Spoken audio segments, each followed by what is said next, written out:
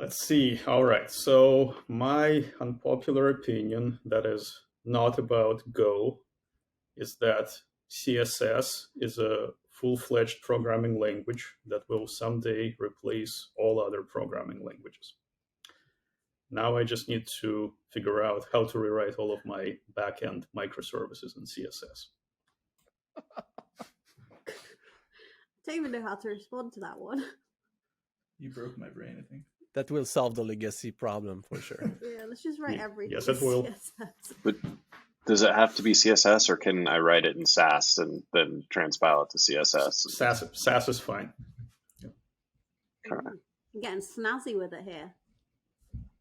Well, you can do math in CSS now, so I can kind of see how you could create a virtual machine out of CSS, where like the bytecode is CSS, and then, oh god, no, now we're gonna wind up with someone writing a C compiler that compiles C into CSS that can actually, this is terrible.